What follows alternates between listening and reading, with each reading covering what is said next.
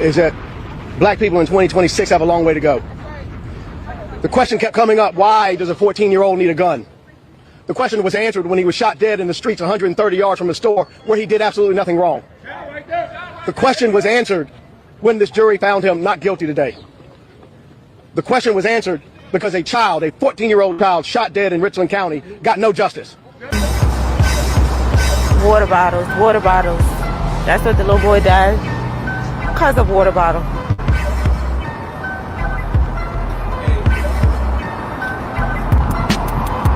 $0.89 water he lost his life for. That's crazy. It's about to go down. Michael Sean and the Takeover Legend Morning Show is back Monday through Friday, 7 a.m. to 9 a.m. Michael Sean, that's me. Jay Black, Sexy Mo, C-Chum, and celebrity guests that you get nowhere else. That's right, but here on Michael Sean and the Takeover Legends. Go to our YouTube page, Michael Sean and the Takeover Legends, and check the exclusive situation all the way out. Or catch it live. Get your comments on Monday through Friday, 7 a.m. to 9 a.m. Michael Sean and the Takeover Legends are back. Yeah. Michael Sean and the Takeover Legends, where the truth hurts, but also makes you laugh. Baby, tap in. We the worst records, baby. We about to create a perfectly horrible song. Y'all know I've been in the gym, and now all I wear is tight shirts, tight shirts, tight shirts, tight shirts, tight shirts. Yes, I do. Michael Sean wears tight shirts every day. I wear tight shirts because I'm working out some. And if I wear the right size, you won't see none of my little cuts in my arms or whatever. Short sleeve tight shirts in any type of weather. People talking trans when they see me in the street. Your shirt's so tight, we can see your heartbeat. Man, clown me if you want, I'm sticking to my guns. And when the summer comes, it's gonna be fun. You can crack jokes and treat me like a jerk, but one day you'll see my six-pack right through my shirt. And even if I wanted to, I just can't stop. I just might rock an Ezekiel crop top. Whoa. What? Did I take it too far? What? Yes. Whatever. Tight shirts in the morning at work and when I grieve. I even wear tight pajama tops when I sleep. Tight shirts. Tight shirts. Tight shirts. Yeah. Tight shirts. Come on. Tight shirts. Come on. Tight shirts. Come on. Tight shirts. Every day. My son wears tight shirts. To the gym or wherever. tight shirts. Tight shirts, tight shirts, tight shirts, tight shirts, Michael Sean and We the Worst Records, Pluto, Aristotle, and P. Skills have just destroyed or created another perfectly horrible song. Yeah, y'all. Good morning, ladies and gentlemen. Letting you know right now, I got to leave here early today. I gotta run my daughter to take her car in. One of my blessings, Akela. But we gonna party. We gonna have a good time. And she's coming for her points. Sexy Mo is coming. Yeah, she's coming for her points. It's not a game anymore. She's up by 1. Jay Black has 16.5 points because yesterday I just had to give him a point because it seemed like he was angry. But she wants her points. Allegedly, Sexy Mo.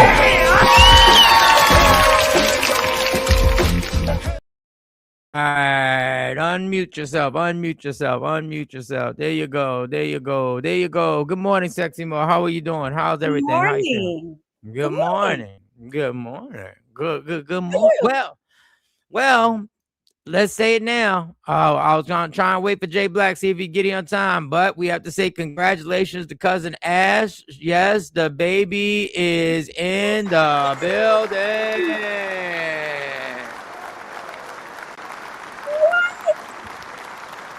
Yes, all is well. This is the text message I got. All is well. CJ came at 9:41 p.m. 8 pounds, 2 ounces. And yes, the youngest takeover legend can be talked about on the show. We've been given permission. He is such a peaceful baby. I'm in love all over again. Beautiful, beautiful, beautiful. Cousin Ash, we would like to celebrate for the first time ever on this show a new takeover legend, because most of y'all have passed the point of having these babies, and Not that most of your listeners are in menopause. Hold on, wait a minute. I mean, we ain't adding K Day. K Day still got. I think Queen Born. There are a few others. I still have, There are a few others. Yeah, we gonna scramble them. I'm trying to think. I'm trying to think who else. Who else? K Day definitely. I think there's a chance if KT wanted to. I think if KT wanted to, she could. If she wanted, on her life, she's given her contribution to the world. I think so. More than one child. I'm not sure. I think KT, Queen Born. Who else we missing? We missing somebody. We missing a few other ones, but we'll get to it anyway. So we have a new takeover legend. We have a baby takeover legend. We showed y'all the takeover legend. CJ does have a hoodie. He does have a takeover legend hoodie, so you can pop that right on him. 8 pounds. I guess that's a big baby. 8 pounds. I guess big baby. That is a healthy baby. Yeah, I guess they had to sew it right back up, after 8 pounds. I think that she had a natural birth. Hats off to her. And I know she hasn't done this in almost 2 decades. Yeah. So kudos to her. Mm-hmm. Kudos to her. She was getting cocky. She was like, go ahead, shoot the club up. Ain't nothing gonna happen. Bam! Yeah. When you least expect it, girl. When you least expect it. Yeah. So CJ is here. So shout to Asha who sent that text message. And that's just because you got a baby, new baby, and the baby just hit. Don't mean you can't put your cell phone on and join the show. It doesn't mean you can't watch the shows. Well, I mean, I know she's tired. I mean, it happened last night. Anything out, but imagine pushing something out that big out of a small space, and the pain and just the exhaustion of her body. I know she's probably tired.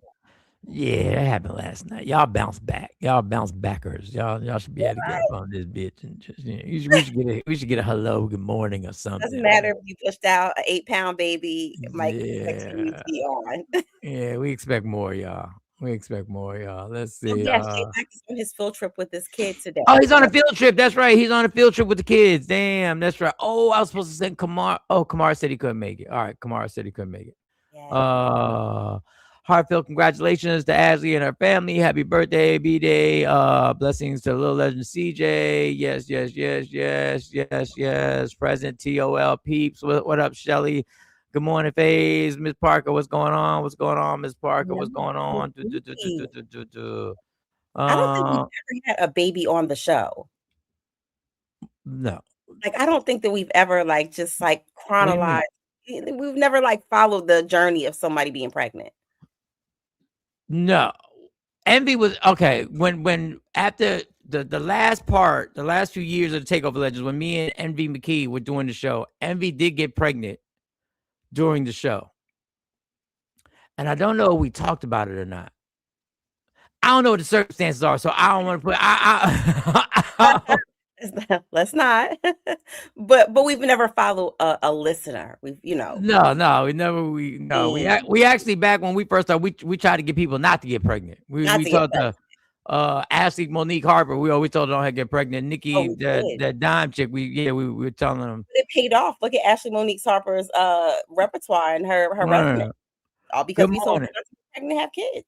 Robin Lee, have you been here before, Robin Lee? Well, if you have, or I forgot. Well, hey, Robin Lee, we just had a baby. Robin Lee. Not me and you, but the team. The morning show just had a baby.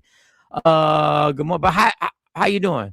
Good morning, wonderful people. Is that you putting text messages in the chat? That is. I figured I would join the chat. Wow. Goodness, girl. Y'all just like yapping. Miss Parker, let me see. Got to keep the subscribers, right? Diane. What up, Diane? What's going on? How are you? Get everybody. Autism Maniac Morning. Okay. Listen, y'all got a whole bunch of shit going on in this. I fill them in some mornings. I knew that the murderer's store was going to be destroyed. He won't be there much longer. The people will give justice by never going to the store again. Yeah. So I guess you saw me play. Congratulations. Hey, Music Aware, what's going on? What's going on? KT, you'll be up. You join here. You might be able to join here a little earlier than 8 o'clock because I got to leave here. I should leave here by 8:30, but I'm probably going to leave here at 8:40. Wait a minute, Mr. Congratulations. So KT, you might get on here at the first Takeover Legend baby from 98 are grown now. Yeah, they're grown now. Yeah. Trying to see. Did I miss somebody who could still? Is there somebody on the chat that could still get pregnant technically? I mean, technically, all of us can. Technically. Yeah, but if you went through menopause, you can't. I'm saying, like, if all the stuff is if it's settled down. Everyone on here has not gone through menopause. All right, so let me hear from the people. If you have the mechanics and the equipment still to get pregnant, and the chemistry still to get pregnant, just let us know. Nikki White Chocolate, welcome to the world. CJ, yes. KT is no longer in service to have been. Oh, you're no longer. Oh, that's right. You said you burned them down. That's right. All right. You tied them up. JB does have an excuse today. Yes, he does. Salute to everyone. Thank you. What up, Lunatic? Lunatic consistent. I give you credit, Lunatic. You be on here. Spread the word, Lunatic. Let your friends know. Let your friends know that you enjoy the show and all that good stuff. Jay Black got an extra hour of sleep today, probably, because I'm sure he didn't have to. Well, you never know. You never know with these school trips. You never know what they got. They got you doing. Well, you still have to be there, at a certain time. You still have to be there early. So, but he doesn't get buddy ready anyway. So he probably did get an extra hour of sleep. And he took a stab. Trendsetter, what up? We can still get people pregnant. Trendsetter, we can still get. I'm asking the women. I'm asking the women. The ones. Is there anybody out there who can still, push it out? I'll get on after I get Bryce on the bus. Cool. No rush. If you just get in around 8 o'clock. You could get a fertilized egg implanted. Yeah, but just I'm just talking like without any special supervisions. Let's just say if you had a night and you just rolled the dice. If I want to hear from the people who it could still happen. It could still happen. I'm auditioning people because I don't know. Maybe I might just slip up and have another one. I don't know. Maybe. Have you lost your mind? Afro Queen, what do you mean? How old do I think? I thought you could still have one, right? Like if you be at a one nighter and you were like, I'm just gonna do it. It could still. I thought so. I thought you could. Musical Web, are you still capable of having a baby? Just asking. I'm just asking because I don't think that's appropriate. Oh yeah, I mean I just want to know what the age. I'm trying to get the demographics right in music. Wednesday, let's not push the buttons of the female population on this show. I'm talking about having another baby. Most just of their asking who can do it. That's all. That's all. It's traumatizing. It's traumatizing to even think about. First of all, it's a blessing. It's a miracle, right? That's what y'all tell me all the time. They're blessings. Yes. But when the last one that you pushed out is like 23, 25 years old, I think that's where you draw the line. I don't think that anybody's intending or purposely having another one after they've done that stint. Ryan, the musician, what up with AJ and AJ Brown? Well, funny that you ask. A lot of people thought it was because of how the offense was working. A lot of people thought it was because he wasn't getting the ball and he wasn't getting his numbers. But boy, I'm telling you, these dudes in the NFL, we talk about women. Women ain't got nothing on us when we talking about loose lips and what gets spread around, because these rumors, I don't care what nobody says. I wish Jay was here. I'll play it again tomorrow. I wish Jay, these rumors ain't just rumors. These rumors are being verified by sources now. Sources are they're not being named, but they're being verified. What did KT say about hey baby says okay. Don't have friends, no family. Haven't spoke to my family over 7 years. They all dead to me. Oh. So I send love and light over your situation, lunatic. Okay, lunatic. Love and light. If you ever want to share, you can share, lunatic. But you got us. You got us, lunatic. You got a whole group of friends, lunatic.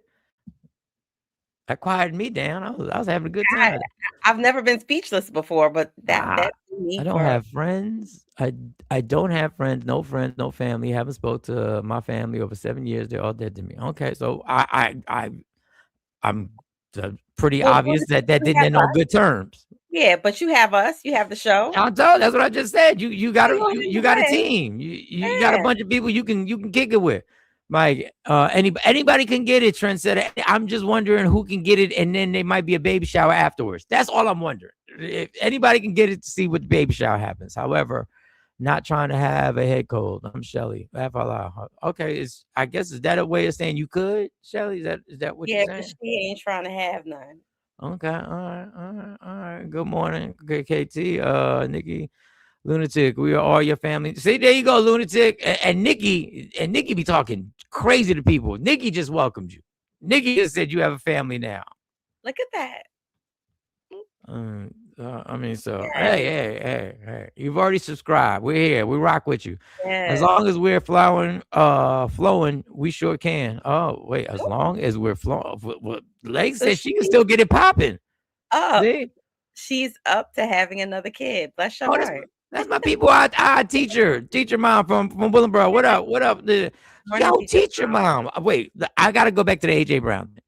Teacher mom, what's good with the former mayor of Willenboro going to prison for some shady mortgage situations that him and a cohort had made like $200,000 on? He going for a few years. He got a bid. They're not playing around fuck with is these going on with Willenboro? They are not playing around with these public officials. What the? Teacher, if you got any info on what's going on over there, let us know. Let me get this. Afro says, yes, I'm capable. See, Afro, I'm capable. I can push one out. Afro, anybody else? Lunatic got more. It was December 2019. And I decided to go homeless in Philly since I had a job lined up in Maryland on January. What does that mean, Lunatic? I decided to go homeless? Oh, he's telling me about, yeah. Okay. Oh, wow. I think it takes a lot of courage to reinvent yourself and move and just take a leap of faith to do any of that. So kudos to you. Wow. Okay. All right. Well, Lunatic, you know, he lives in California. He doesn't live in Philly anymore. You can always get on here, and if you want to share, you can share. It's a safe space. We don't all told our shit. Now everybody, well, Moke on the low. She sprinkles her shit. She sprinkles a little here and a little there. She don't. But me and Jay, Jay don't. No, Jay's not an open book either. He is a Virgo. Virgos are not like that. Now that I think about it, I think it's just me on this show. I think I'm the only one. It is. Trendsetter, Mike, I just released a song with Calvin Taylor called Don't Worry. He's the grandson of Johnny Taylor. Johnny Taylor's a big deal out there. Yeah, okay. All right. Congratulations, big dog. Let me get to this. AJ Brown, keep that. He was throwing some temper tantrums. No, Ryan, it seems to be deeper than that, Ryan. It seems to be deeper than AJ just throwing temper tantrums. Crazy thing I did, but that's life. Everything is temporary. I keep pushing. Yes, you absolutely keep pushing. You absolutely keep pushing. Asha. Okay, let me see what else. Let me see. Tawana's not on it. I gotta call Tawana today. Legendary family in here. Yes. Yep. You're such with us now. All right, good shit. All right. I expect nothing less. All right, let me see what Ashabu got to say. Lunatic, you have the TOL family now. You never know what God can do. He's a God of restoration, my father, to reconnect. And we did it with absolutely amazing. What we did was absolutely amazing. Trust me, I understand the fan. All right, good. Yes. All right, so if I can get you, I'll come back to you. Remember, it's one person working everything, so don't start bitching and complaining, y'all. So AJ Brown, superstar receiver, before he came to the Eagles, Jalen Hurts and him were good friends. Jalen Hurts tried to recruit him in college to get him to go to his college. So they finally get him on the team. They make the trade with the Titans. They bring him in. Everything is all hunky dory. Bam, he 1,700 yards, numbers, stats, 2 Super Bowl trips, 1 Super Bowl victory. Then the year after the Super Bowl, well, during that season, things were getting a little like AJ Brown was doing shit like reading self-help books on the sidelines. He had a book that he was reading, a self-help book on the sidelines, and that's when everybody started putting the tea leaves together and was like, "What's going on? What the fuck? Who you mad at, son? Like, who you really got problems with?" Everybody was like, "Jalen Hurts, the dude who's the godfather to your daughter, Jalen Hurts, is that the person you got a problem with?" Everybody's bugging now, and everybody goes to the football reasons. They start blaming Jalen Hurts because he's not getting the ball to him, even though he was getting the ball to him. Or all of a sudden, then Jalen Hurts starts getting the betrayal of the city, and people are like, maybe he's not the quarterback, even though he's won a Super Bowl, been to 2. Nobody cares. So people are a little like, what's really going on here? Like, what are we actually missing? I did something. Did the boxes get smaller? They absolutely did get smaller. They did. They are, but I wasn't gonna say anything. What did I just press right now that got everything to do that? I think we went through this a week ago where you were pressing something and you couldn't get the boxes back to their regular size. It's okay. People can see us. Dog. You can't do everything. I'm telling you, this is why StreamYard is so annoying. You don't even press anything. Why is this thing so annoying like this? What the fuck? It's all right. Oh my God. This is not all right. I really don't want to fuck with StreamYard no more because it's just like these little things happen and you're like, where did this come from? But it's Wednesday. It's hump day. We're going to figure it out. It will be okay. It'll be okay. The transition is crazy. That is absolutely fucking ridiculous, y'all. That is fucking ridiculous. People can still see us. They can hear us. Oh, my. Okay. I know. Let it out. God, this fucking StreamYard. What is wrong with y'all with this? Let me see if I go like this. I go like that. I went to the comments. I was going to the comments. See, that's why I was trying to get the comments for y'all. This is stupid fucking record. While you're doing that, can we talk about like our artists who are passing away? And I'm just like realizing yesterday that as we're getting older, the artists are getting older too. No shit. I was in the grocery store and I was like, oh my God. My mom was like, oh, People Bryson died. Can you believe it? I'm like, well, Mom, he's up there in age.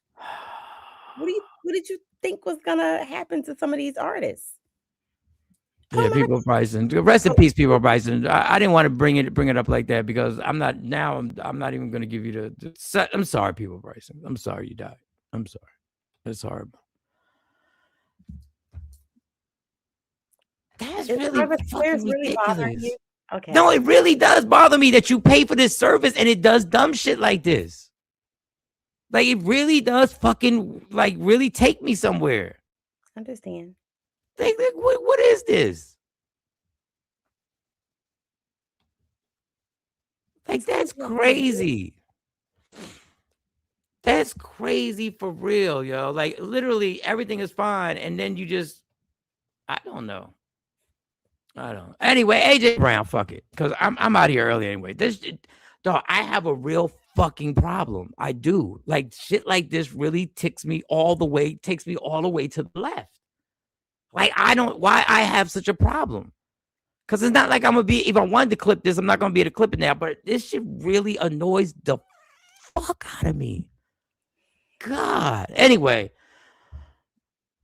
And I can't even shake it off because I know there's something that just got pressed that I don't understand. It's oh God. All right. Anyway, this is the shit that happened with AJ Brown. This is the fucking reports. Fuck AJ Brown. Fuck Jalen Hurts. These are the reports, and there's the reporter that got the. So y'all follow this story. These fucking two people, man. That is so fucking irritating. You got the clip. These guys. down in the Eagle locker room between Jalen Hurts and A.J. Brown. And yes, it involves a woman, but not exactly how these stories typically go. Unbeknownst to A.J. Brown at the time, I guess, Hassan Reddick's banging the same girl he's banging, but they're both banging the girl on the side. Apparently, A.J. Brown finds out about it, and he goes to Jalen Hurts. Jalen Hurts, according to the story that's now out in public that we're reading from, was too interested in football. Yeah. Didn't want to get involved in some dopey, nonsensical love triangle because it negatively impacts our attempt to win a Super Bowl. Somehow, A.J. Brown viewed Jalen Hurts as not being a good guy because he's concentrating on trying to win a Super Bowl and doesn't want to get involved or stick up for A.J. Brown and tell Hassan Reddick to stop banging A.J. Brown's side piece. What? This is ridiculous. See how dysfunctional that is? Jalen Hurts is all about business. Business. So if A.J. Brown comes and goes, man, Hassan Reddick's banging my side piece. You got to help me out. Dude, I'm trying to play football. I want to win a Super Bowl. What's the problem? Now, dog, this is bizarre. This is bizarre. Now it gets deeper. So Hassan Reddick is a defensive player for the Eagles. A.J. Brown allegedly catches wind that he's knocking off his side chick. A.J. Brown is married. Jalen Brown is the godfather to your kids, to your daughter. I don't know how many kids he got. You know, they take side chicks personally. They're like second wives. So it gets deeper than this.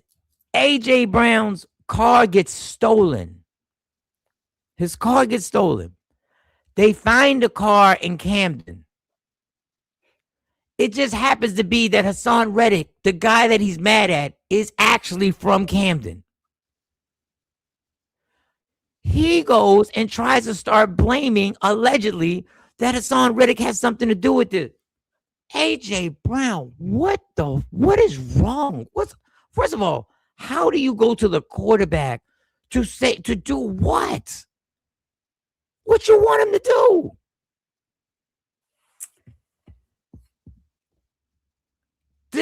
Let me tell you something. The shit that goes on in these locker rooms, the legendary stories that go on in these locker rooms, the immaturity that in these locker rooms, and you get mad at Jalen Hurts because he's being a grown man saying, I don't want nothing to do with this. What do you want? This ain't got nothing to do. I don't want my name even. Dudes know if you're married or in a serious relationship, the last thing you want to do is get involved with somebody who everybody perceives as one of your good friends. The last thing you want to get involved in is some side chick shit that has nothing to do with you, because guess who's going to give you the side eye when you get home? If she finds out that you done put your 2 cents in this. The main wife. My real wife. The main wife. There is no. I know we've made up side chicks and all that. There's only one wife. The rest of y'all are employees without the union. You're not part of this union. You don't have a union rep to go to. There's no side chick union. There's no side chick union. I am a happily married man. This is what Jalen Hurts is saying. Dude, I don't ever want this to ever hit the media, that when this story is told, that my name gets brought up in any way about this. He doesn't want any parts of it. And what does A.J. Brown do? A.J. Brown forces a trade to go to the New England Patriots, where the head coach is caught up with his own side chick scandal with the reporter, Dana Sarasi, or whatever her name is. So you want to go over to the head coach and hang out with them other cheaters. But what are we doing? Like-minded individuals. What are we doing? And why do you players insist on knocking off? Now, allegedly in this situation. Allegedly in this situation, they didn't know. Allegedly, they didn't know in the beginning that they were both smashing the same chick. You know how messy it is? But I mean, but think about it though, Mike. In that arena, in that world, they pass around sometimes the same girl, and sometimes it's publicly. You'll see the chick with one, and I hate that word chick, but you'll see the girl with one player, and then the next season you'll see her with another player servicing. So it's not uncommon. Mm. But I think in this situation, the alleged situation, um, being the godparent of said player and being, so close, you would think that they would talk. No, you would think they would talk. You And would think so they would I talk. say, yeah, I'm about to slide off with Keisha tonight. And you be like, Keisha? I got a Keisha. What she look like? Dude, or I just how I feel. This the messiness. I feel that the chick let it out. I feel like they got Got into mad? something. I think somebody got into something. Some Mm. type of argument came up. And she just slipped up. Or she Mm. just straight slipped up. Somebody went through a cell phone and they straight slipped up. Mm. Because if I see my teammate's number in your phone, it's on. Mm. It like first of all, it's just this is what I don't get about you guys. This is what I really don't get about you guys. This is what I really don't get. How much money do you have to fucking make before your self-esteem is high enough to go, okay, well, keep fucking them. I'm out. I mean, I used to date a professional ball player. Oh, shit. And I could remember him like being very adamant about like, please, like, just don't mess with none of my teammates type of thing. And I get it because that locker room talk is real. That locker room, the messiness in the locker room that goes on, and the vibrato, like everybody, it's like, the measuring stick, they put they manhood on the table. Oh, I make more money than you. Ah, I got more of this than you. Ah, but when it comes to women, that seems to be like the whole weakness. It makes the whole kingdom crumble. No, you're right. You're right about Like, that. you got that car next week at practice. They'll come and they'll have, the same car or a better car. But when it comes to the women, it gets messy, nasty, and ugly. I don't know why y'all don't get it. Am I gonna need a tutorial on StreamYard? What happened? I don't understand. This is a problem with y'all. Y'all bring your women around these situations. Mm-hmm. Y'all make them part of the mix because y'all want to show them off. Mm-hmm. That's number one. She bad. Yes. There you go. You never bring them around the mix. You never bring them in the mix. But it's a flex for them because they look at it like, I got this bag on my arm. Like that's a part of their status. Like that's a part of, again, that putting their manhood on the table, that measuring stick. I got more money than you. I got a better bitch than you. I got this, that, and the third. That's what they do. And that goes back to the nonsensical immaturity that you have. I'm not bringing my real woman around. If we're gonna play this game, this is how the game goes. This is a disgusting game. I don't play this game anymore. This is not something I'm into. This is the game. Y'all gonna see the chick that I bring around. Since we flexing, I'm gonna flex on you with this one. And if somebody happens to smash it, it ain't gonna hurt my feelings because I don't give a damn about her. Because what you're doing is y'all treating this woman the same way you treat your car. Y'all treating this woman the same way you treat the necklace, the jewelry around your neck. Yeah. Y'all treating this woman, that's what y'all treating. So it's whack, it's disgusting, all that. But since we're playing the game, if you really want to play the game, because there's not one, the majority of the players aren't the superstar that can literally shut your career down. There's certain superstars that y'all not gonna deal with they wife because y'all scared that he can go to the front office and shut you all the way down. And they may not be able to get you traded immediately, but they can have it in the whispers and stuff like that. But you're never going to see the woman that I care about around you, motherfuckers. Ever. You're never going to see her. She ain't going to be part of the mix ever. Well, that's in hindsight because you're smart. You understand the game. You understand the messiness. You understand the things that come along with bringing somebody who you take personal around that. You understand that. Yeah. They're gonna be men all day, right? They're gonna be ninjas all day. They look at him, they sitting on the sidelines like, yeah, when he gets out of her, I'm next. Yeah. That's just the mentality. And that's the cornballness. This is why y'all so corny. And this is what I can tell y'all from personal experience, especially football players. They have the least game ever when you out at strip club. They have no game. None. Their game is, I'm a football player. And the worst thing about it is what makes it even worse. They have to throw more money out because not only are they big, these women don't know who they are because they don't see you without your helmet. Without your helmet and your number. So women have to go, he must be a football player because he's abnormally big. But then you got the football players who aren't abnormally big, who just 6'1", 6'2". They the regular decklers. Yeah. And they in total shape. They in total shape. They cut, but they got clothes, you know, they got a hoodie on. He just looks like, these are the dudes that are the most caveman-like. To the point where there was one incident at a gentleman's club, and I ain't gonna mention the names of the people. And they were there.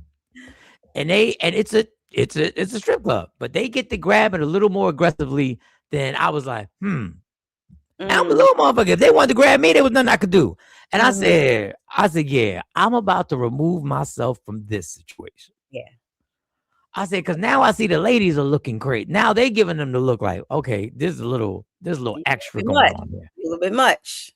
Like the lap dance is over and I'm going to get up and you pulling me back down and you holding me down, and while you talking to your boys, and the little stripper girl is just looking like this, like, how can I alert security? Eye contact. The music is loud. The music is loud. It ain't like a strip. I ain't never been in a strip club that was well lit. So it's not like it is a well lit. But these dudes are so juvenile and how they move that the fact that you even got mad enough, AJ Brown, to actually bring this shit up to another dude to ask him to do something about it. To me, it's not just juvenile, but it's corny at its finest. No, it's definitely corny at its finest. Dog, you just because who do you turn to course correct a side chick gone bad? Like, who do you turn to course correct that? Any way that you look at it, it looks crazy. She's going bad. She broke the contract. She broke rank. Yes. So if she breaks the contract, that means she gets cut. You say, go do you. And we're gonna, shit, you don't even have to make it public. You don't even have to tell her. You just don't have to answer the phone no more. Well, that's why I said that is the wife number 2. That's not the main wife. That's the side. I call that side chick the wife number 2, because when you have feelings and you catch feelings and you can't let go of a situation like that, and you want to make it a big deal, and things come of it, it's more to it than that. You didn't call feelings. No, absolutely. And he asked for a trade from a team. He asked for a trade before the Patriots went to the Super Bowl. He asked for a trade after the 4th game of the season. He wanted out. His feelings were hurt. Whatever magic she put on him, and sometimes the magic can be physical, and it can be other stuff. She was in this motherfucker head. She had this. She had him. She's in his mind, in his headspace. Oh, she had his head laying on his shoulder. She was giving him advice on life. Yeah. This is what happens when you cheating on your wife, motherfucker. And I'm And I'm not. sure he was laying up on the bus was talking about, yeah, because my wife don't understand me. You're the only person who understand me. Of course she understands you. Because she doesn't have the other issues that come with you. She doesn't have you full time. She doesn't have you when the games are bad and you come home with a nasty attitude and all the other things. She doesn't have you with that. No, she It's all doesn't. good. She gets the money, she gets the vacations, the trips, and all of the fun stuff, and then she just rubs you and say, "Oh, baby, it's okay. What else you need?" And she doesn't have you. She doesn't have you when it's 2:00 in the morning. Your ass still ain't home yet because you with another bitch. And There I'm you go. not judging them. I'm just saying part of this game. And this is what. Boy, I wish I could do a seminar with these 20-year-olds. Part of this game is that these make-believe rules that y'all think y'all have for cheating, they don't exist. They don't exist. They're just make-believe rules that you hope everybody follows. It's just a hope. But trust me, if she's attracted to you because of the car, because of the status, when she's around your boys, she's also attracted to them because of the cars and because of the status. Her eyes just ain't on you. We don't care that you get the most TV time. This woman is searching out.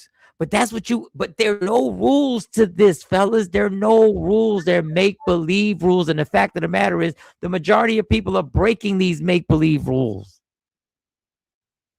And the fact that you have a side chick that you think you're going to have rules and regulations over, let me tell you how much money you would have to spend, how much money you would have to lock down for her to be dumb enough to sit there and take the money and not be looking at prospects. Like, what are we doing? And I want to say this with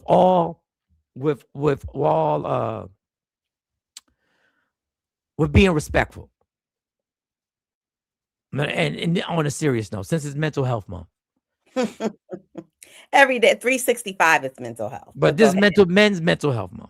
Yes. AJ has told very touching stories about what he went through with depression.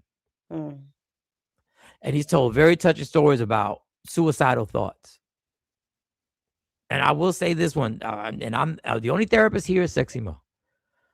But I'm going to tell you what, when you are fragile and you're going through depression and you're going through mental health crises, what you don't want to do is start getting into this shit of cheating. Because when I tell you this whole thing will add another layer to screwing up your fucking mental, that now you have added another layer of cheating on this woman that you're married to. And now you've added another layer to your mental of why do I have feelings for this person? And why am I sharing so much with this person that I'm not sharing with my wife? And now you add a whole nother layer that you are living two different lives. Complication. And you have compounded. You couldn't deal with the shit that was going on in the beginning. And now you want to throw this in the mix. And now, because of it, you find out that one of your boys that you see every single day at work has been knocking down the chick that you've been confiding in. So now you're talking about trade me. Trade me. Get me out of here. But you know that's a knee-jerk impulse, right? Yes. That's an impulsive response. Because you burned thought down the whole house. You just burnt down the whole house. Everything. Every single thing. You burnt it all the way down. So that almost made me forget that these boxes are small now. Exchanging and sharing all those body fluids, just trifling and nasty. We know they're not even in the two hands club. Well, damn, Asha, we ain't got to start holding the hands club against everybody now. We ain't got to start holding the hands club against everybody now. All right, let me see. Goodness gracious. Don't forget, I won't. Okay. I got a reminder text not to forget my daughter. Y'all be acting like I'm gonna forget my daughter. Y'all really be acting like I'm gonna forget to go pick up my daughter. Let me get some more comments, and then I'm gonna bring KT up in here. I call them names. What's that? Hey girl, I don't know who's that. That's two. Let me get a few more. Let me bring KT.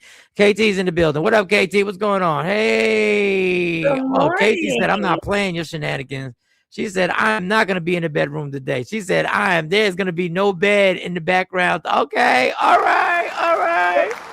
She today. She got her Willenboro shirt on. I can't hear you. I can't hear you.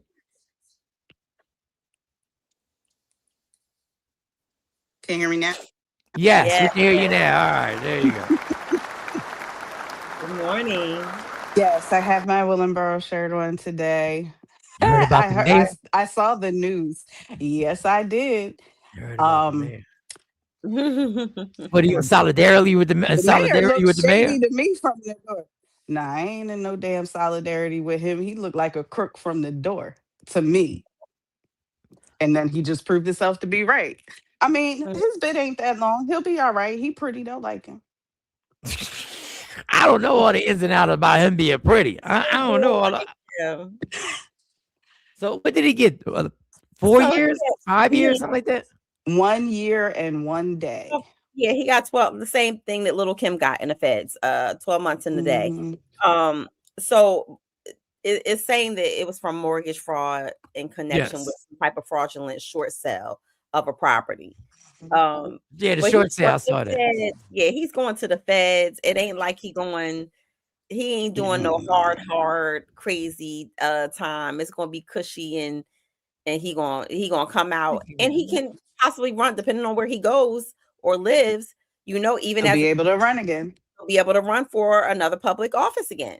So let me tell y'all people something. Let me tell y'all people something about he going to a cushy fed place for a year. Have y'all ever been in the county jail for 48 hours? County jail and federal facilities are two different things. And depending on what federal facility he goes to, I'm just calling it like it is. Now, I am not doing no year and I ain't doing no year behind no bars. I ain't doing no. Prison is prison. Prison is prison. Well, yeah, prison is prison. You can't go outside. Prison, but you can. You can't go outside. No, I can't go to the 7-Eleven. I can't go to the Wawa. Go to the 7-Eleven. But if he's in a federal prison, I mean, look at the kind of shit that they're doing for Ghislaine Maxwell right now. He'll be all but right. he ain't Ghislaine Maxwell. He ain't Ghislaine Maxwell. He will be all right. So it says that he also has a 3-year supervised release. So he's going to be on parole for 3 years after he gets out. That he has to check in with his PO. And then his co-defendant, it says, was sentenced to 8 months home confinement with a 3-year supervised release. And they're both ordered to pay restitution to the victims in the tune of $221,000 and some change. Shit, so that's a whole year they don't took from you. Like he got it. I mean, he probably took from himself. No, absolutely. No, that's absolutely. And this is something spanning back from like 2015, 2017. So this is something that it ain't like they're it's not like this is something new. He's been on the streets. Oh no, this has been going on for years. And right before that sentence came down, he was on like some little golf outing, some little golf outing or whatever. I think if Willenboro changes the way they elect their officials, they would have less of these problems. And no disrespect to anyone, because I really am a Willenboro original.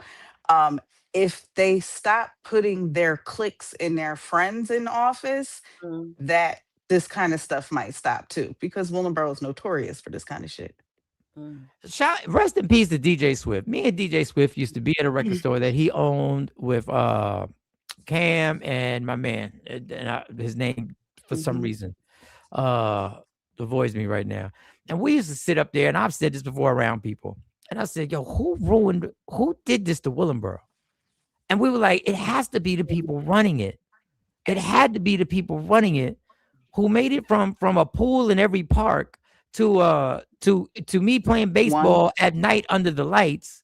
And I think that was Pennypacker, that was Pennypacker over there, the baseball field over there, to all of a sudden money disappearing and pools closing and only one pool being open in Willenboro and kids not having any recreational things to do, and all of a sudden high schools having to merge together because they couldn't have two high schools and all this crazy. It had to be there was somebody digging out the pot.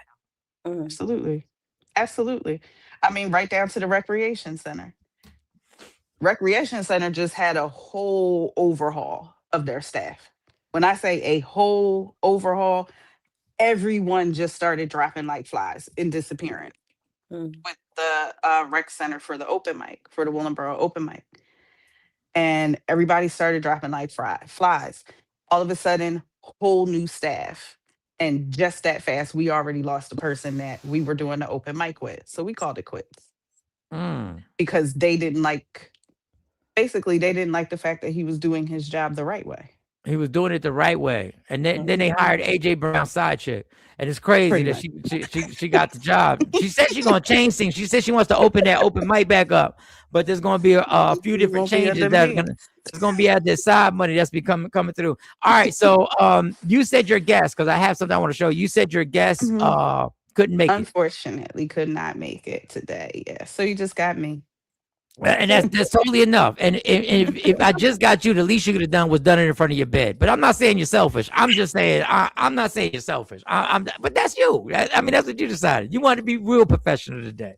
You was mad at me. Stand for itself. She does not have to set the ambiance and the mood in her bedroom just to kick off her talent.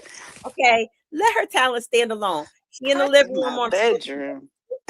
She's 1,000% talented. I'm just saying, she know what she did yesterday. She know exactly what she did. She gave the eyes to Ryan Banks. She knows what she did. She did the googly eyes, and she know what the hell she did. KT, I have not met a woman yet that could resist the charm and the charisma of a Ryan Banks.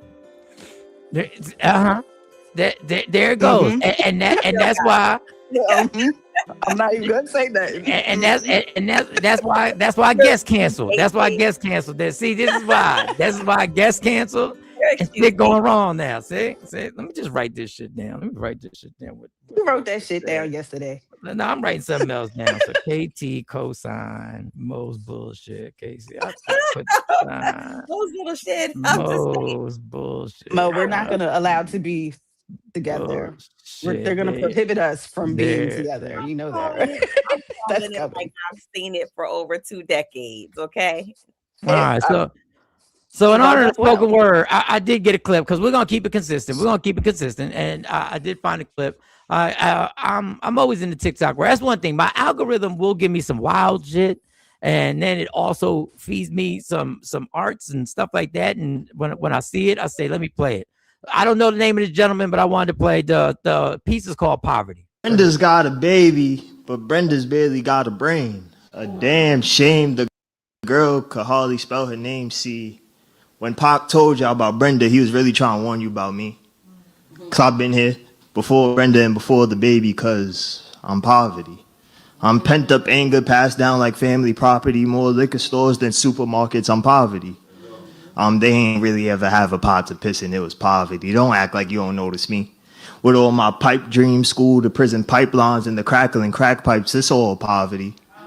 Where the corners is just as packed as the corner, because we always find a way to lead with lead. We struggle to read, so they ask if we understand as the rights are read, screaming freedom from themselves while some sell themselves, searching for freedom. It's poverty. When you ain't have $1 to your name, was making money, putting it in a church offering, praying that God would make something out of your nothing, it was poverty. And if you ain't ever meet me, I'm probably making you uncomfortable, reminding you how the other half still lives like plebeians punished under penthouses, furloughed into these financial filibusters where the public assistance ain't really assisting. It's just keeping your head above water. And you know what they say about good times. We be lucky we got them. We be lucky that we not in these tenement buildings, but we're redlined and packed in the packed out projects that we'll never get a chance to own, but we'll be sure to die for. And that just gives a whole new meaning to a lease on life. And it's all because of me. I'm poverty. So I just wanted to keep it a little consistent so we can make now. KT, are you performing something, or are we gonna keep it moving? Are you perform? Oh, we're gonna keep it moving. You said you had clips for me, so we can keep it moving. You gotta leave at night. I'll just say no. We got time. I'm just saying because when we were on this show, I love it. The fact that your listeners are keeping you accountable. Okay, all right. I also told her this is her segment, so she can get the shine. She can do whatever she wants. Even when she's giving the googly eyes, she still I don't even hold that shit I don't hold nothing. I played this one. We can get something from her. This is one of my favorites, and I've played this one before, and this is one of my favorites. Rebecca Dubois. I'm fucking up. I don't know. I'm fucking up her last name.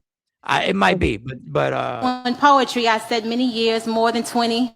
But when I caught her expression, my smile started to fade. She said, more than 2 decades and you still performing around the way? I'm not getting sad. I at least thought you'd been on Broadway or a national stage. My nostrils fled.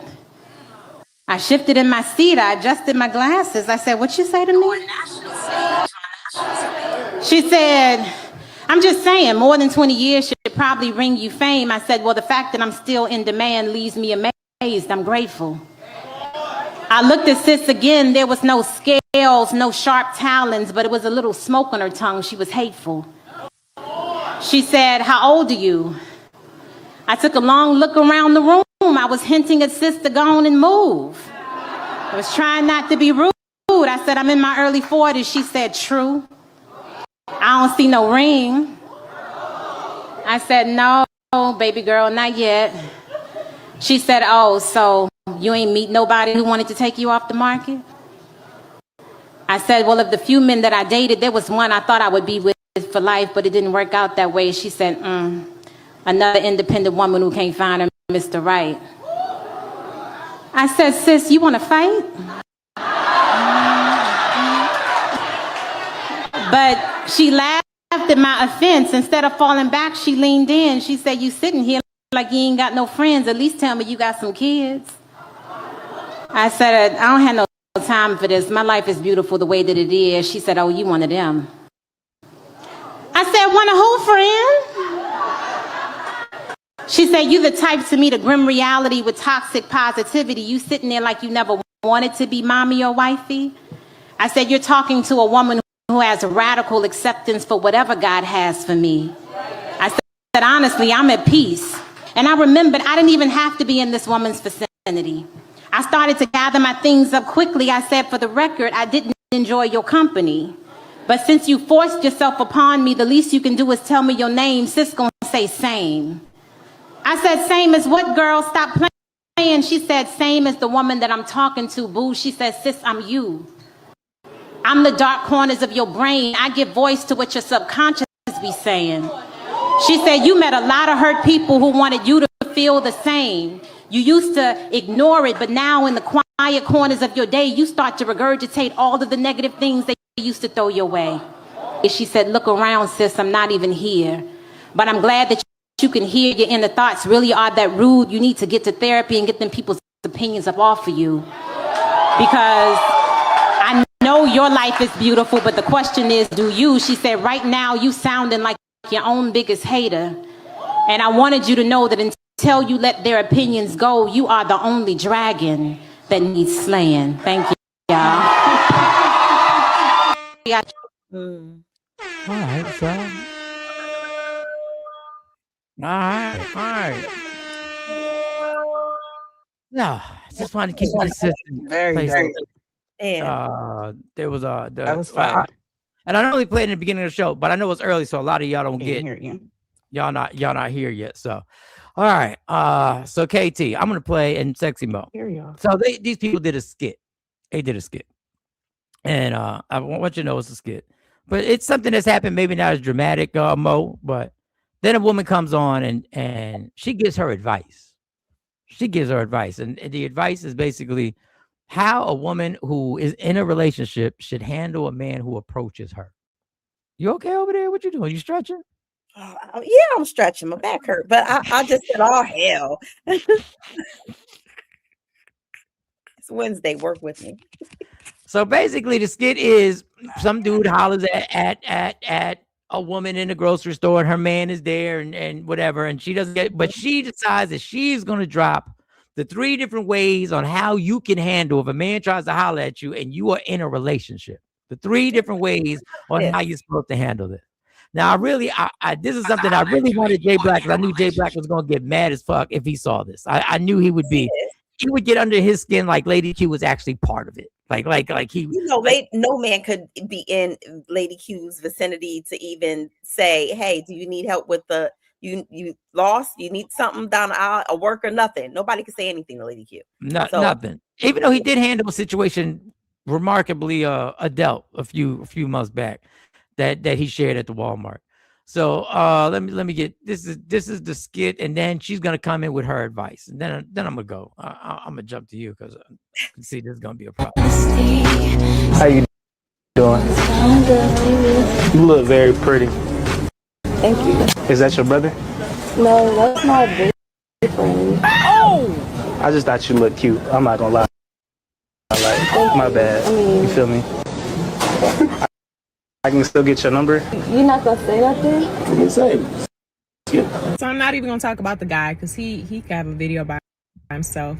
This advice is for the ladies and how we respond to advances in a committed relationship. So there's 3 main levels to how you can respond. The lowest level is flattery. It's the lowest because it gives access. And that looks like, oh, thank you.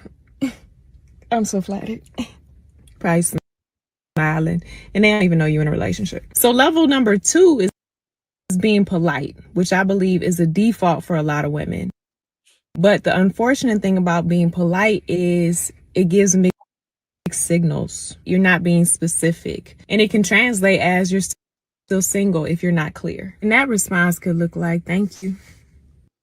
With that baby smile at the end, the other man could be thinking, hey, she might be interested, cuz. And number 1, which is consideration. This is what I advise. You consider yourself in your response. You consider your relationship and the loyalty that you have to your relationship. And you are firm in establishing boundaries that honor your relationship. Firm doesn't mean it has to be disrespectful to the person, but it does mean that I am covering my relationship. So that response can look like, thank you, I'm in a relationship. Sober, clear, and still respectful. Let me know what y'all think in the comments. I think this is a great conversation. All right, so lies detected. And do y'all agree, disagree? The third one, I'll give you the 3. I'll review the 3. Flattery, where you're like, thank you, and you overly, thank you. Oh my God, I can't believe. Thank you. Number 2 is the polite one, but you still got to smile at the end because you're still feeling good that somebody is trying to holler at you. The number 1 is, thank you, I'm in a relationship. I love that one. Thank you, I'm in a relationship. I love that one. I love the good. Thank you, I'm in a relationship. I love that one. But y'all tell me, are these reasonable? Which one do you choose? Do you think there's a reason why these don't work? I'll go to you, Mo, first. What is your tactic in a relationship? How you handle? I live in North Jersey. So in North Jersey, we ice grill everything. We might say thank you and not give you eye contact. That lets you know that it's blocked. Like I'm not gonna be nasty or rude because again, I live in North Jersey. Some people can be men can be very aggressive, and because they perceive that as like a turn down from you, it could go left real quick. There has been women shot and killed for being in that type of situation, and you're like, but all she did was say, "No, I'm good." And then they go to the defense of, "Oh, you good? You ain't that good. You ain't that cute," and they start to try to tear you down, right? So for me, I'm not cracking a smile. I'm not saying, "Oh, thank you. Oh, that was so nice. Thank you for the compliment." I'm not doing none of that. All right, KT. I keep walking. And depending on hear me okay, because I actually can't hear Mo at all, just to let you know. Oh, no. Okay. I'm listening to Mo on my computer.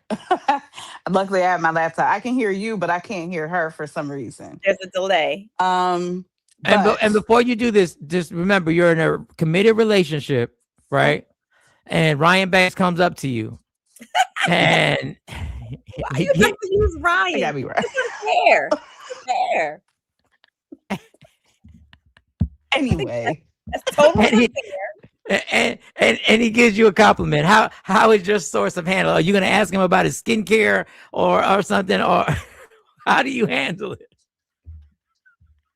I'm a more polite. I try to be polite. Oh, number two. Um, Number two.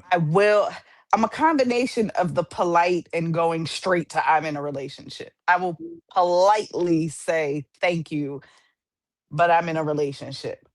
But usually the response, once it hits the ego and they get their feelings hurt is, well, damn, I was just trying to give you a compliment. I wasn't trying to holler at you anyway. There you go.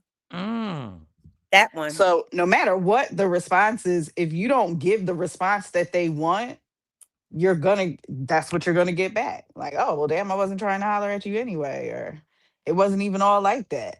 Mm-hmm. I was just saying you was cute. Mm-hmm. And who That's wants to why deal with that bullshit? a stern thank you, no eye contact, and keeping it moving sets clear boundaries. She thanked me, but she is not like she. Let me not move this any further. Let me not say anything else to her. Because when you, even when I've done things like, oh no, I'm engaged or I'm spoken for, they be like, well, he ain't here. It opens up the door for them to give more conversation. Well, hold up. Let me holler at you for a second. You can't have no friend. Oh, you got somebody, but you can't have friends. I'm just trying to be your friend. So it just leaves the door open for more things.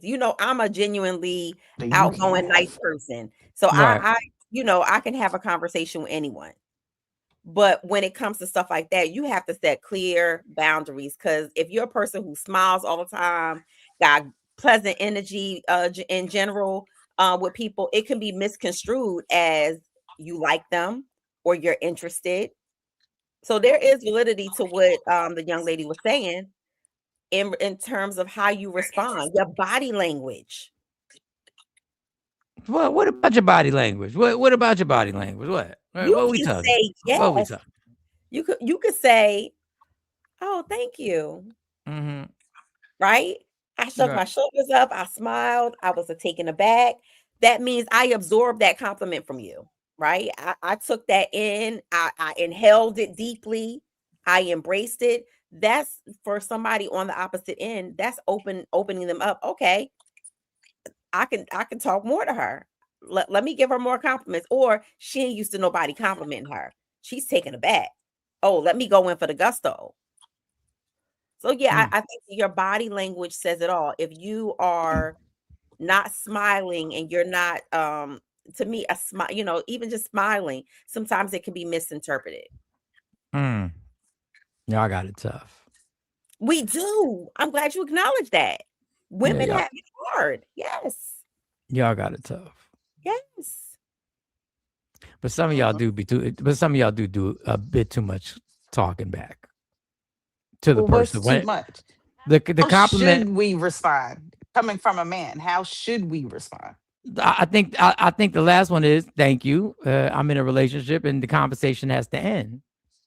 But there are a lot of people who, even though they may not cheat and they may not be cheaters and they might not be the person that goes outside the relationship.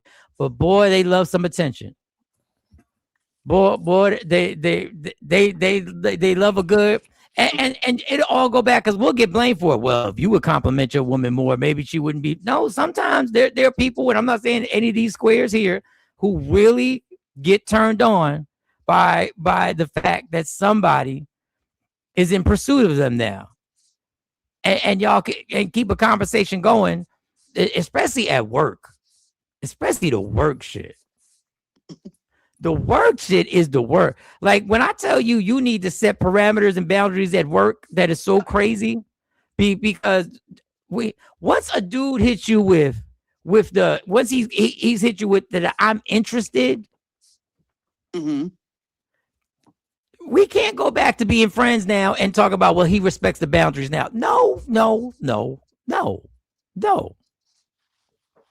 Why?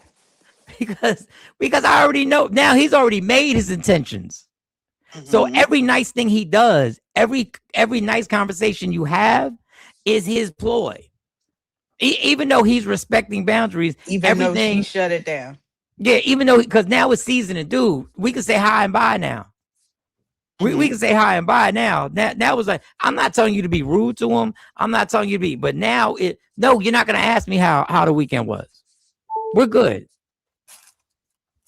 Because I know you, because now this is what God's ploy is. Now he wants to see so reasonable.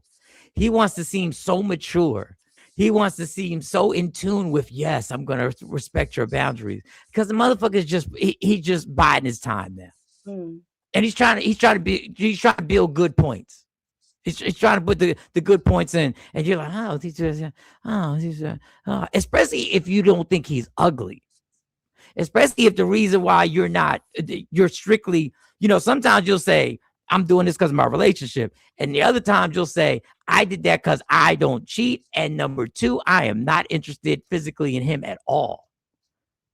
But if there is something where you can say I'm attracted, then you can honestly be like, hey, he is attractive. And then you'll be like, well, I don't find him attractive. I'm just saying he is attractive. Them boundaries at work, whew. I need a Section 8. A lot of, I need a Section 8, around bitch. a lot of men. I don't even want an explanation on it. I need a hoe who ain't got no future. I need to stay at home. A hoe that ain't got no future. Go ahead. No, because you worked around. Go ahead. You worked around what? You worked around what? Lots of men.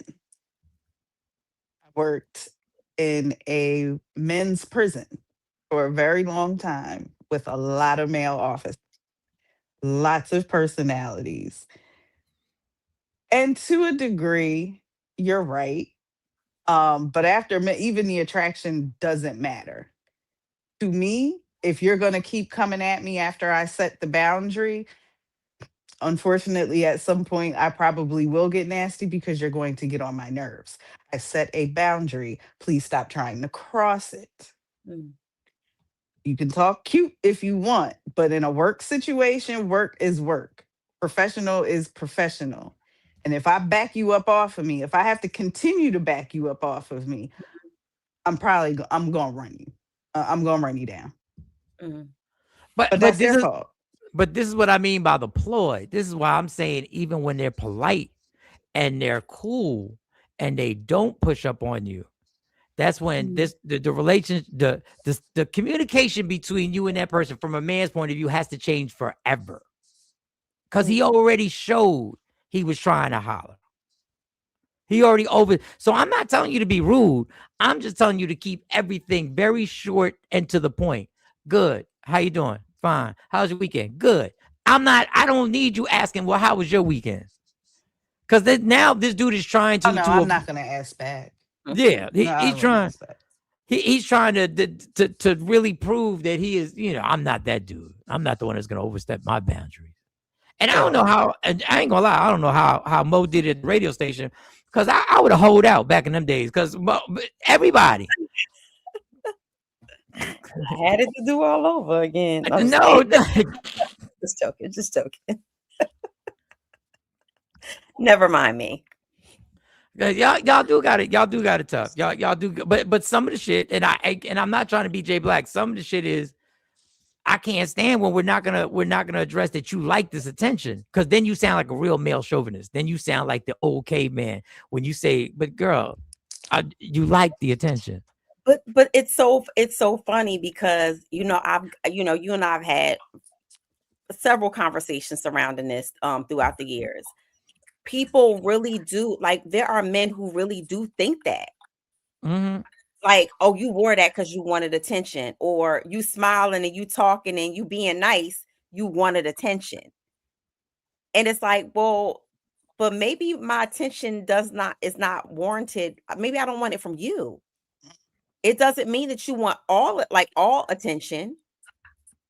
And so I think that men a lot of times get it misconstrued that just because they holler at you, you should be immediately attracted to them. It's like it's almost like a how dare you deny me of conversation? How dare you not be attracted to me? How dare you not be receptive to whatever it is that I'm putting down on you? What? I think, and I can't speak for all guys because we can't put a blanket on everything. I think the majority of that is guys are so insecure that they do the exact opposite of what they're actually feeling. What they're There you go. actually feeling is that, damn, she don't like me. And Mhm. that's just the bait. Damn, she ain't attracted. So the opposite of just saying, of just keeping it moving, now they have to fight back and hit you with, you got the audacity to. Now I've never been on, I've never had that. I don't think it's that deep to try and go through it. It's like a therapy session. Now you want to be angry and try and tell somebody, you know who I am. I've never done that. I Actually, have not had that. Like, you don't know who I am. I have definitely had the you don't know who I am. Come on, like, come on, Ma. You don't know who I am? Actually, I don't. And because you're coming that way, I really don't want to get to know you further. And I think, I don't understand why. Maybe I'm afraid because I've been around women who talk slick and got a, but excuse me. But the worst part, this is what, and this is a funny thing, and I'm not saying this because I'm being smart. The person who used to tell people who I am was Ryan Banks.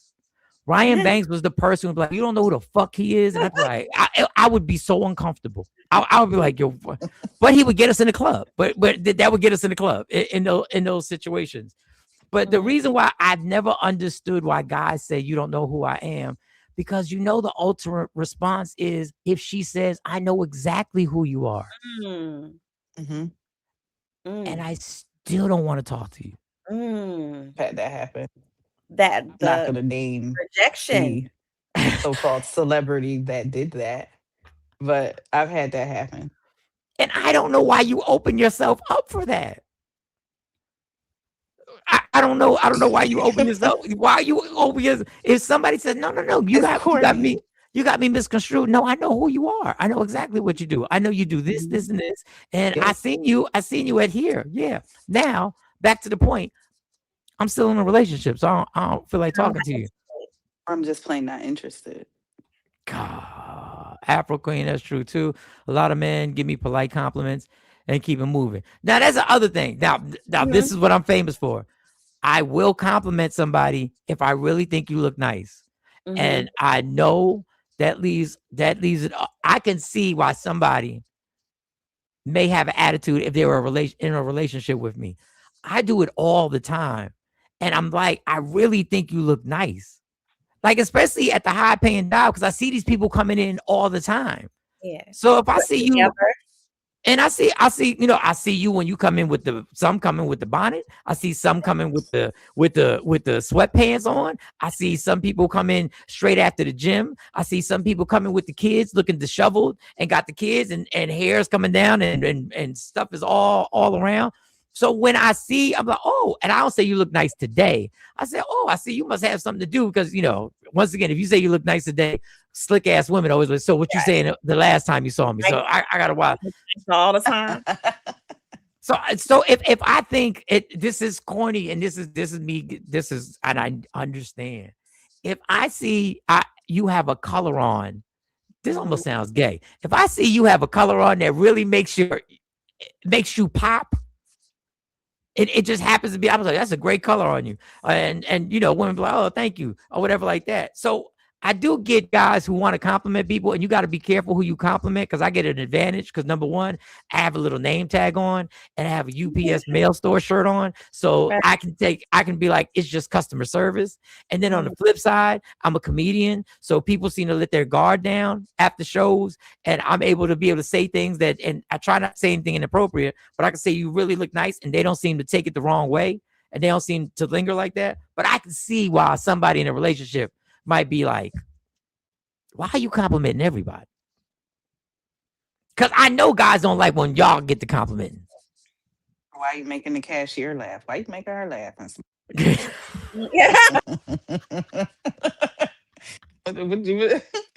What's all that about? So then I'll ask you this. I ask you this. What are some things that you know about yourself that you may not speak on it because you know they're not really rational, or maybe they are rational, maybe that's a bad word, that get you jealous when it has to do with your man. They get you jealous, but you may not say nothing, but you like, Making the cashier laugh? Is that what it was? No. It would be if you knew the cashier personally and you were making her laugh regularly. Then we got a problem. Are you going to this same same cashier every time you go to this Royal Farm? You going to the same woman and y'all having the same chop it up and the hee and the giggles and the nah, we got a problem. I got questions. Oh, and you gonna say something? I got questions. What are your questions? What is I want to know how she responds. I want to know what her body language is. We going together one day. I'm kidding. No, you're not We kidding. No, going to that Royal Farms together one morning. And I want to see how much she giggle when I'm standing there. But wait a second. This is the thing. When you're standing there, are you going to be regular KT?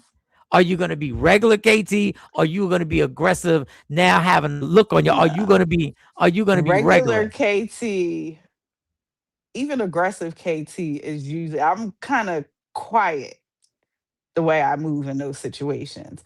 I'm just going to sit back and watch everything. I'm very perceptive, and you've seen how we can throw stuff back up at you and that you forget. So I don't forget shit, and I will just sit back and I'll watch. And then after we walk out is when I'll say something. But no, I'm not going to sit there and go off and make some kind of scene. Nah, I'm not doing all that. All right. Musical says sometimes even if you're with someone, you got to tell the dude you're not interested because otherwise they're under the impression that the relationship is the only barrier. Okay. Mm-hmm. And that's when, you can't have friends comes in. Yeah, that whole can't have friends thing. I thought. Why do y'all say that? Why do y'all say that? It's like almost textbook. Why did that? How did that become such a part of the male repertoire? Because everybody made cheating normalized cheating. So when everybody normalized cheating, when we started saying things like friends with benefits and stuff like that, everything got normalized. True. And let's not get it up. Y'all, there's some slick women out there who have said that to me, and I'm like, and sometimes I'm like, oh, like okay, the different me. Remember the different me. Remember the different me. I was like, oh, they're the first version, the second or third, whatever, the different version of me. Some of y'all would say that because women, especially when women say that you can't just have friends, they're basically saying, we can just have an understanding, which is the setup too. Yeah. We can just have an understanding, which is a setup too. Because like I said, if you have sex with somebody more than 7 times, you in a relationship. Trust me, 7. they're 7. I think I used to say 5. Now I pushed it to 7. But if you have sex, all right, I'll stay with 5. 5 is a better number. If y'all engage in intimate relations 5 times, whether you like it or not, y'all have made plans with each other to meet up with each other 5 times. Y'all are literally in a relationship. What the relationship is based on is a different story. Okay. But trust me, y'all in a relationship because when the 6 times come and she hits you with a text and you say, I can't, she's going to hit you with why. Why not? Yes. And when somebody asks you why not, you are now in a relationship. All that we just meet up and all it's hidden for is this and all we do is this. No. When you ask me why I can't, because now you're expecting me to explain to you why I just said we can't meet up on our normal Thursday afternoon rendezvous. When you ask me to explain, we in a relationship. Just understand, at least a situationship. A situationship. We can phrase it any way we want. We can make it cute. A situationship. Whatever it is, if I got to explain something, the situationship is now crossed the line. Because once you get to explaining, if people just can't say no, can't make it, and there's no text message after that, except cool, it's a relationship. So that's to answer, that's short. That's short. Yeah, that would be a very short response. Cool. And that's why people hit you with you can't have friends, because basically that's saying, but you ain't down to cheat. You're being questioned if you're exactly what that is. That's exactly what that is. Let me get some of these comments. Still rocks is because Yeah, mode something. Her thing started spinning and then she was gone. It's because sometimes we had still rock. It's because sometimes we've had so many aggressive approaches by men. Sometimes women just shut it all the way down, even when it's just a compliment. Some men are diabolical. Yeah, yeah.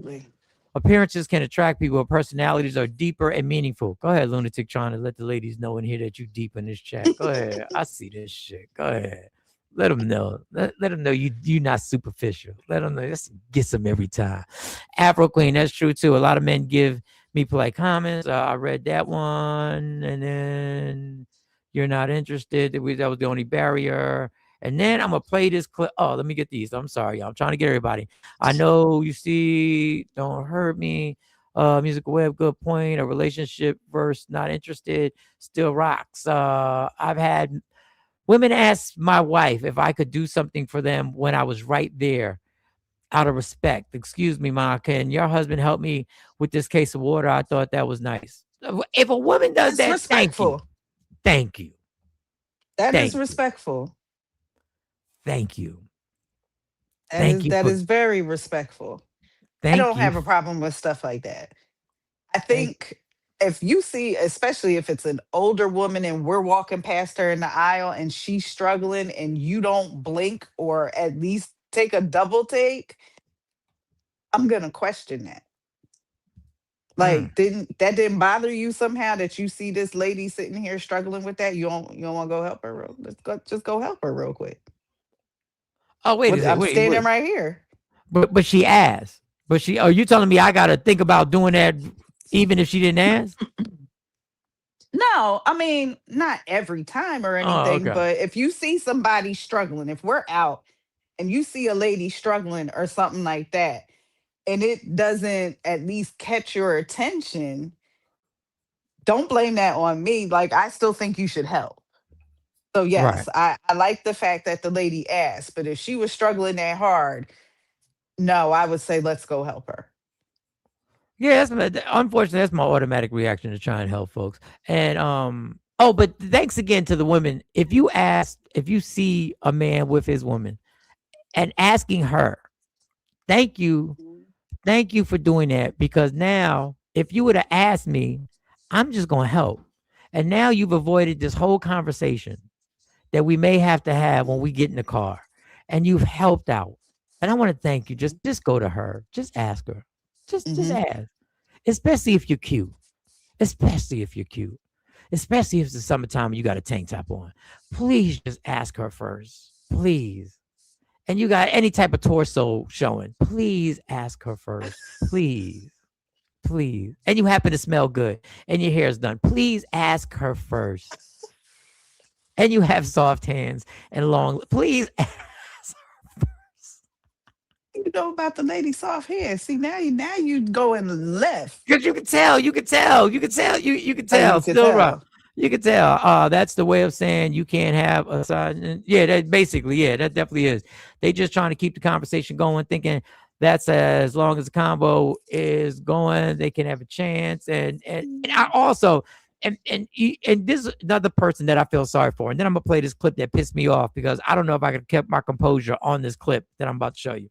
I want to say I feel sorry for people who are genuinely nice people, who like having conversations with everybody, who like talking to strangers and holding conversations, even if the person is unattractive in societal means or attractive.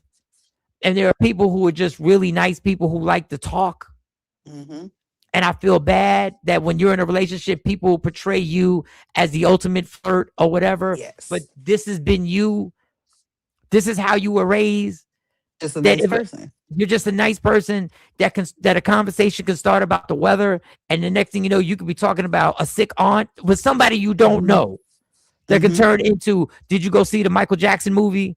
That can turn into talking about your kids, somebody else's kids, and then everybody's like, yo, she's such a flirt and whatever. I feel bad for you in this society. Because if you're friendly in this society, you are perceived differently. Sometimes you're perceived as weak. Sometimes you're perceived as a flirt. Sometimes you're perceived as the person who's trying to get their way at work, who's trying to get a promotion because you just happen to be nice. But I see these people who are nice all the time, and I feel bad for them because they don't mean no harm.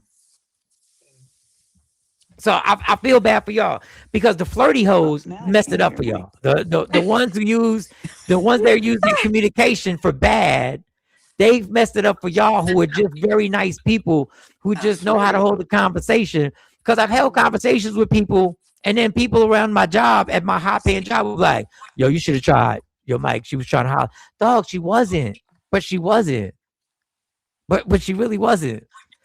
It was really just a conversation. Because I get to talking, like y'all know, about the Michael Jackson movie, and I get to talking about the agenda of the people behind the Michael Jackson movie, and then it turned into a 10-minute conversation. And maybe she seemed interested, or maybe she, and she was nice. I feel bad for y'all because y'all just can't be nice to people. My mom has been like that her entire life, but like I'm old enough to remember when my mom was 28. I remember when my mom's a talker. My mom will get in the supermarket line and get to talking. She's been like that her entire life. And people take that. And I've been around Katie a lot, but you are quiet around me, even though I think it's front, because I saw you sparked up when Ryan Banks got on here. But I've seen Mo. Mo talks to everybody and when she talks to people, she gives them all the attention. Which I don't know how she does that because I don't have the attention span. So I know it's got to be tough if you have a man having a significant other because you talk to people and you look at them dead in the face and shit. I do, because I think that that's important for people to understand that they're being heard, especially when they're talking about something that's important to them. I want to make sure that they feel seen and heard. And so I do that to everybody. However, my significant other told me, he was like, I wish like that I could just walk in a room and talk to people like you do. He's more of an introvert. He's not one of those, I'm walking in the room and I'm talking to everybody, I'm striking up conversations. I can literally walk in any room and tune in to any conversation. But I think that just it's just a natural thing that some people have. So blame it on God, because that's just how he wired me, or that's how he wired some people to just be able to come in and converse. Your mom, she probably can stand in the line and talk to anybody and be joyful and kiki and not even know the person. No, it's facts. It almost gets annoying because I'm like, let's go. But I can't say nothing.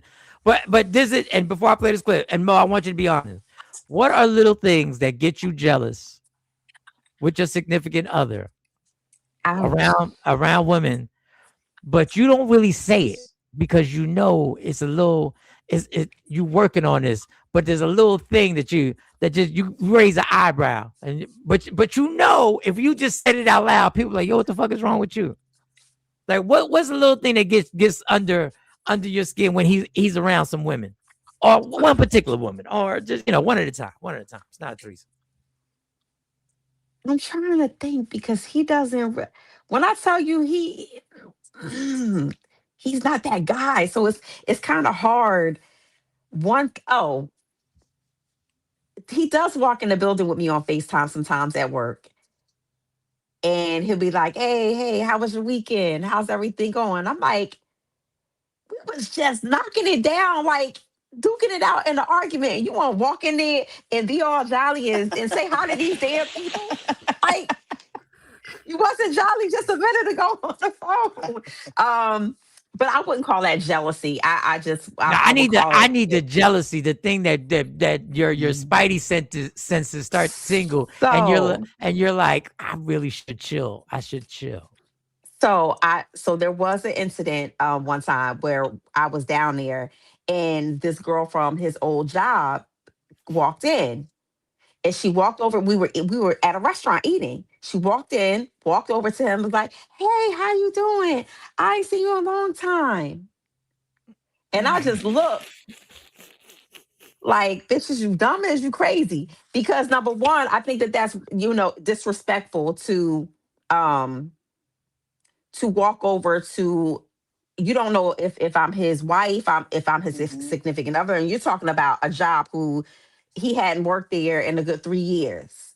And I think that it's disrespectful to come over to a table and hug a person. You can say hello, hey, how are you doing? Nice to see You you. dumbass nigga. Something Oh. like that. But you walked in and you went over and you hugged, and he immediately was like, hey, how you doing? This is my fiance, Monique. Like, he just automatically, boom, boom. And then as soon as she walked away from the table, I had my diabolical smile on. So he already knew it was 5, 4, 3, 2, 1. And he was like, okay. He was like, did that not seem awkward, like funny to you? He was like, because I feel awkward. He started setting it up. Like, listen, I feel This awkward. motherfucker. Did this not feel awkward was to like- you?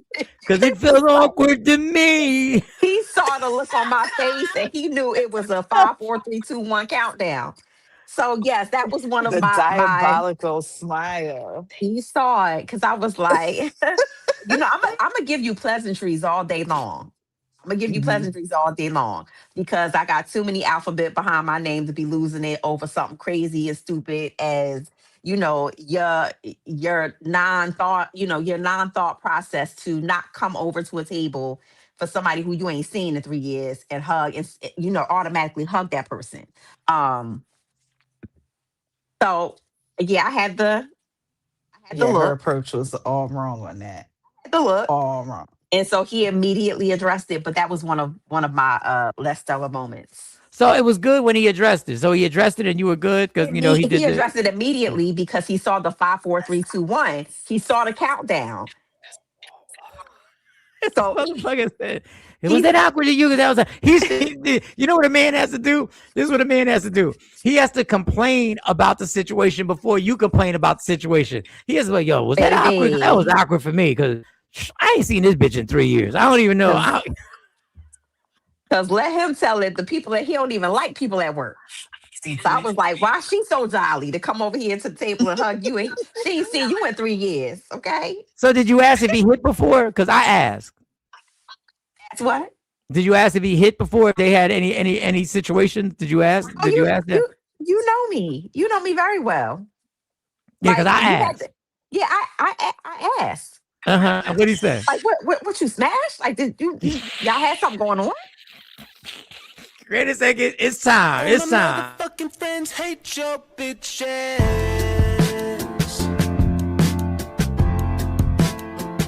And they're right on the spot. Now, what was his answer when you asked? What was his answer? He was like, "No, I don't know why she did that." I said, "Yeah, all right." Now this is where it gets. This is where it'll be tzatziki sauce and everything else around this Greek joint. I turn this mother.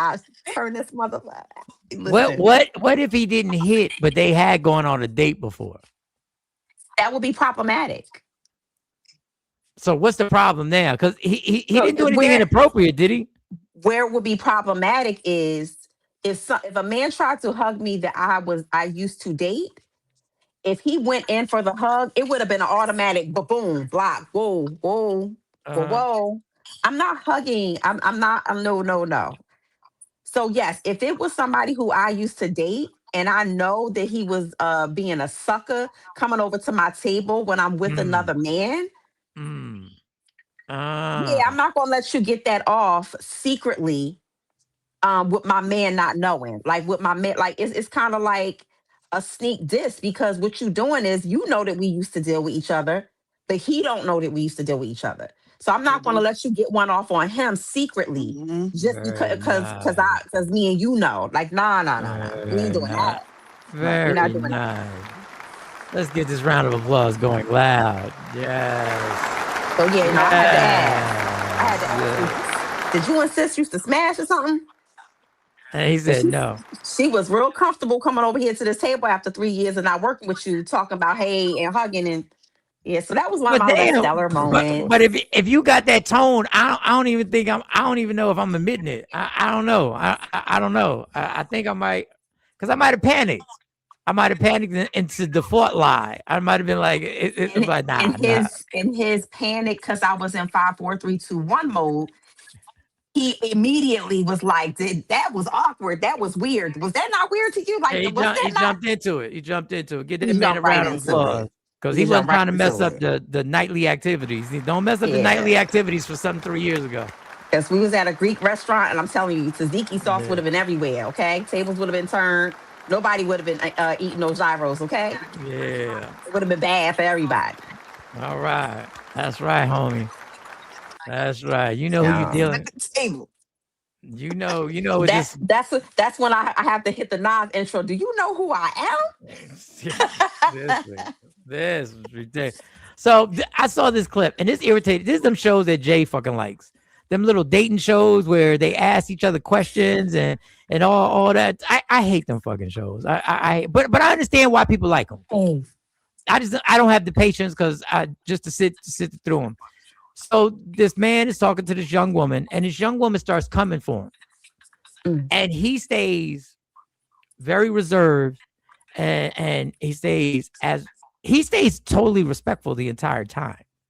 The entire time he stays respectful, and it's really coming at him, almost challenging his intelligence and challenging how he speaks, which really rubs me the wrong way because I've always had a hard time. I've never been able to deal with people judging somebody, even when I brought my friends who can't change this is who they are. This is how they talk. They don't talk like this because they're trying to talk like this. They're not talking our language because they're trying to talk it and show off. They're talking it because this is how, if a cop asks them a question, they talk like this. If they're getting their taxes done, they talk like this. If they're in a classroom, that's just them. Whether you think that's positive or negative, that's on you. But I hate when people try to hold that against somebody simply because that's who they are. Well, this little light-skinned chick decided she was going to hold it against them. And there's the clip right here. Yeah, you're very gorgeous though. But I don't like that you put the fake flower in your vest trying to make it look better than what it was. Yeah. I don't like that you brought a fake briefcase. There's probably nothing in there. And it's also halfway open. You should probably close it. Also, I don't like that the fact that you put your hat. What would be Why do you have considered a hat a fake on? briefcase though? Fake briefcase. I mean, the hair is done. something- It's done. It's So done. why dog. didn't you show your hair? That's what I wanted to do today. I understand. I just want to see your hair though. I get it. You feel me? I've dealt with, you feel me, Chicago women most of my life. You okay? You feel me? Me and your brother probably sound alike because we done been through the same struggles. You feel me? But I could respect that. I just wanted to know what you was thinking about. That's all that was. It's just weird talking to my little brother. So No problem. You can't say little. We the same age, darling. Let's be respectful. you sound like him though. That's So because we from talking- the same place. So you don't like No, you don't it's like not. people from your hometown. I never said and that. that's respectful. I can respect I that. just want a man with a higher vocabulary, Okay. which you don't have on your day-to-day speak. I talk like where I was born from. I got a real like respect. I can't let you, like, you feel me, throw down what I've been through. You feel me? I never said what you went through I'm just was- saying, though, you tried though, darling. You I feel me? did. So I want you to know, like, I'm really from struggle. I speak a great. certain type of way, but I've searched for education. I have a bachelor's degree. fine. You feel me? What I do right now, I work with people every day. So I don't want you to just throw shade on hood niggas in general. wasn't throwing shade I on you, speak love. with a little slang. I got a little hood to me, but I'm educated, baby. That's We can fine. move forward. Thank you. And it just it always rubs me. It takes me to a place when people got this fake judgment on what educated or bright people are because of how you feel they should speak. Yeah. And I see the fakeness in the young lady, and I know she's young because you putting on a show right now because swear you talk the same way. Yeah. But you want to get in front of the cameras and try and downgrade him because he's like, you feel me? Bitch, you know what he means, right? Because you speak the language, right? So don't try and act like you. Her drawstring ponytail told me everything I needed to know. With the nose ring. I'm sorry. He was spot on when he said, "You have a problem because I speak and I dress like something that's familiar to you, which is your brother, or maybe your cousin or your uncle, right?" So it's coming from a place where you seemingly feel like you need to grow from. You know how everybody says, oh yeah, I'm no longer from, I grew up there, but I'm elevated now. You can never change where you came from. And I don't care how much education, how many degrees you get. Where you're from is very, very essential and foundational to how you behave and treat people. I don't care what type of elevated vernacular you get. I don't care what kind of fancy words, indubitably, okay, in my TI voice that you use. TI is still TI, right?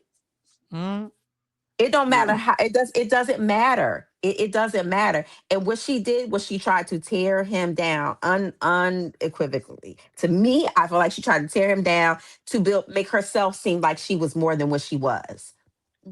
She took But the like he said, opportunity to baby, go baby, viral. yeah, baby, you from the same place that I'm from. You already know what I'm talking about. You just don't like your own people. He hit it spot on.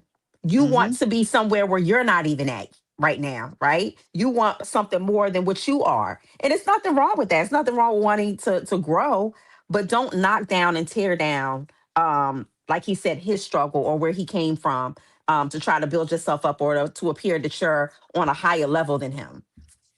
And I'm always sensitive to that because I've always I've dealt with this. Like I've dealt with this because I don't do it. I'm not going to do this thing where you want me to sound like I'm on a job interview because I'm talking to you. I'm not on a job interview. I'm gonna say what I normally say. And no, ain't you too old to be talking like that or dressing like this? Or this is just what it is. This is what I chose. See, and I'm not trying to flex on anybody, but when they push me into that corner, I'm like, unlike you, I decided to make a choice that I was going to do an occupation where I could dress the way I want to fucking dress and talk the way I want to talk, and I get paid to do it. Now I ain't got, and I do it the other way. When somebody tries to degrade somebody, that this person's corny because they use particular words. And they're like, oh, dude's corny because no, dude, that's just how he talks, dog. He's not trying to impress us. He talks like that all the time. But this self-sabotage of trying to cut somebody down because they don't meet your SAT score on what vocab, and it just amazes me that we still do that to each other. It's like a motherfucker. I love people who just are them all the time. I tell people all the time, I know it makes other people feel awkward because we code switch on a drop of a dime. And there's nothing wrong with code switching. And there's nothing wrong. Let's be clear, because code switching allows you to get whatever it is that you're trying to say out to somebody and for them to understand. So if I go back to the hood and I'm like, so, today we are going to do some data collecting and we're going to, and I'll start talking like that. They're like, what? We gonna do some what? But this is why. But if I come and be like, yo, we gonna gather up this information, we gonna boom bap boom. If I start talking the way that from where I came from or the surroundings that I grew up in, that I'm saying I'm trying to get the same results, but I'm talking to you in a language that you understand. And we both understand one another. That's all code switching is. It's not a bad thing. No, but when you try to act like that's the only thing, or that's the only way that everybody should talk, that's where the problem comes in. But this is why I admire people who don't do it. Because they just don't. Not because they're trying to fight some type of system. And people say they just lack the education. Do you know how freeing it is to talk the way you want to talk every fucking day? I don't think people understand how freeing it is to watch somebody who, that's why people love 50 Cent. Yes. 50 Cent can only code switch but so much. You can throw a suit on him and you could do all that. And at the end of the day, you feel the energy of him. He's 50 Cent no matter what word. And I just admire people who just navigate through this world who say this is just me. Who aren't gonna, and there's nothing wrong with code switching. It's a necessity for a lot of us, and there are a lot of things I'm not going to say in certain meetings that I would say in other meetings. And I read the room, and reading the room. Do you know how much stress gets off your shoulders when you don't have to read the room? You just say, fuck it, take it or leave it. And that may be an obstacle that you put in front of yourself, and it may make your journey even more difficult. But when those people succeed, I just applaud them because I know how many looks they got for not picking up the right silverware at the fancy restaurant. But somehow or another, after dinner was over, everybody can't forget that they met this person. Because I've been around that person who knew nothing about the code switch, and then people cannot get enough of this person because they realize they saw something so authentic that they can't allow themselves to do, me included. Because I don't feel like taking a chance and fighting the fight sometimes. Anyway, I gotta go, y'all. Go ahead. Any last comments? Any last comments? I was just gonna say, code switching in your behavior doesn't mean that you have. I mean, in your vernacular doesn't mean that you have to code switch in your behavior and your authenticity is what I meant to say. KT, thank you. Next time, do the show for the bedroom. I'm joking. I'm just joking. I'm joking. I think did you hear us? Can you hear us? And I'm sorry I lost power, Mike, and I had to get my Apple. No problem. I can hear. I'm kind of like on two different things right now. All right. KT, thank you. We're going to bring you back on tomorrow where you're right, where everything's right, and I got these squares right. If you want to get on, so you can get more time because you ain't get enough time. I got to go. I got to pick up my daughter, and these ovaries are demanding, y'all. They are demanding. So I got to make sure I'm not late to pick her up.